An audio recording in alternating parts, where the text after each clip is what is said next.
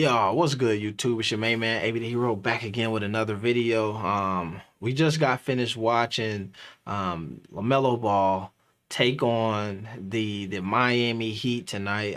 It was a hell of a game.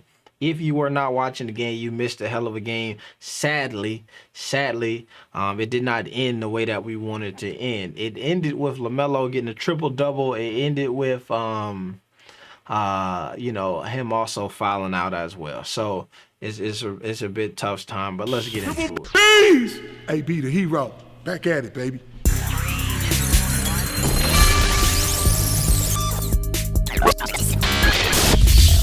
Appreciate everybody who's tuned into the live stream right now as we record this video, but then also appreciate everybody who hit the like button as you're watching the replay. We out here live right now. So shout out to everybody who is in the chat. Shout out to everybody who watched the game with the boy. But here's the tail of the tape right here. Here go the big moment. We can start with the Miami Heat. Jimmy Butler knocked down one three-pointer tonight, and it happened to be the dagger three-pointer. Now, we could also go into the fact that this dagger three-pointer should not have been a dagger three-pointer, because at some point Kyle Lowry, who was shooting lights out, was given a three-pointer that he didn't actually hit because his toes was on the line, which was a bit ridiculous to say the least. I think tonight was an interesting game from a guy, LaMelo Ball, who, like I said, finished with a triple-double, 14 points, 14 assists, 10 boards, but from behind the arc himself, 11% from behind the arc. Golly, that's got to be one of his worst games from behind the arc to date. But you know what I mean, still managed to get I've said this since the jump, right? What I love about LaMelo is that if the shot is not falling, he finds a way to still be relevant in the game. Tonight we saw him begin to facilitate, we saw him begin to crash the boards, and we saw him get active on the defensive end. Folks are never going to give LaMelo the credit that he probably deserves for being a not an amazing defender, not like a top guy, not the dude who you're putting on, but a dude who can hold his own at different times.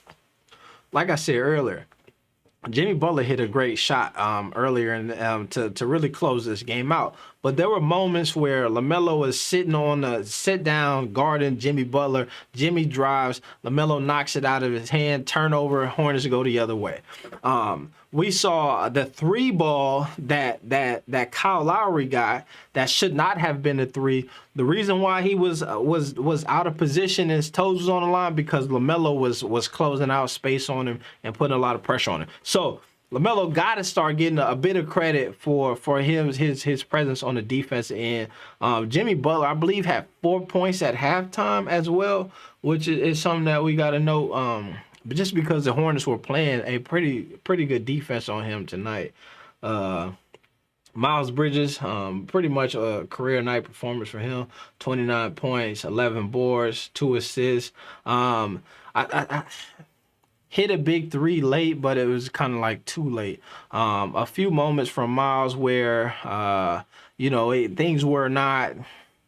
Yeah, it's still mental lapses, but what's hard about this Hornets team is those mental lapses right now are looking like they're going across the board with this team, right? So we saw a lot of turmoil in the locker room with them, with James Bouknight damn near about to tag the coach. We saw just a lot of stuff going on. It's been happening for a while. We saw Melo seeming to be unhappy with the rotation and minutes. We see the addition of a Montrezl Harrell. And what's so interesting about the addition of Montrezl Harrell is the way that people talk about Montrezl Harrell. Folks talk about Montrezl Harrell as if there was never anybody ever who played the position that Montrezl plays before he got there. Man, it's so nice. He giving a lot of energy. He make us want to play. He run the court. He's always... And it's like, yo, you had Mason Plumlee. You had a... And so it's just interesting, right? We saw tonight Mason Plumlee, who has been playing probably his best games of the season, the last couple games, pretty much lose his job tonight to Montrezl Harrell. I mean, it's obvious here. Mason Plumlee played 13 minutes. Montrezl played 42 minutes tonight. Mason, 5 boards, 2 assists. Montrezl Harrell, you know what I'm saying, 16 shot attempts tonight. Pretty much took all of his shot attempts, free throw attempts, 24 points tonight, 8 boards. So we're seeing a change in the guard. What I think will be interesting, though, is do we see Montrezl crack the starting lineup for this Hornets team, or do they continue to play him on that 6-man, right, when we know that he's the best guy, right? And maybe is Mason suited to be a guy coming off the bench, and does Montrezl being a new addition playing so good add to more of that locker room turmoil that we saw? Another thing that we're not even talking about with this Hornet squad is Gordon Hayward is still somewhere out there supposedly going to return. And does he even want to return the way that they're looking? And if he does return, does he add value in the ways? We saw another big change tonight. Kelly Oubre had been in the starting lineup. They decided to bring Kelly Oubre off the bench. And early on, Kelly Oubre was on fire. Shot percentage went down here to 33. But early on, it looked like one of those nights where Kelly was about to go banana. It didn't really happen like that. Ended up with 15 points, but it looked like a Kelly 30-point night. Didn't go down like that. PJ Washington, 15 points, 14 boards. A solid performance for him. I think my man Drew Hajva say blame PJ and Kelly. I think that it's hard for me at times to blame PJ because PJ is like, it's like if you, it's like, let me see, here go an example, I got you. I just listened to somebody talk about the baby, right? And they were talking about the baby, his relationship with the girl, Danny Lazeman and whatever and all that stuff. And they was trying to say it was her fault, that their turmoil is what it is. And they like, because you already know his history. You know he don't treat, he got kids, he don't do none of that stuff. And then so when I look at PJ Washington, it's the same situation. Like, PJ ain't really a big. He not really a shooting guard. Obviously, they got him at a power forward. He gave you 14 rebounds tonight, which is solid.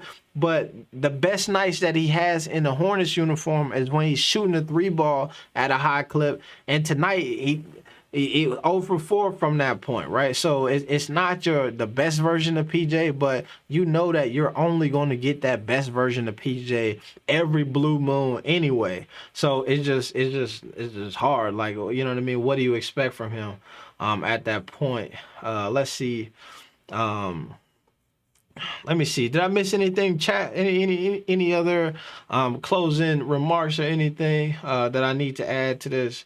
A solid performance. The game ended up going into double overtime. If we look at the game charts here, you could just see, you know what I mean. It's a once again. We did this when we looked at that game versus the Timberwolves, and it looked the same. The Hornets were winning this game for the majority of the game, and then here we get to the final quarters, and all of a sudden they fumbled the bag.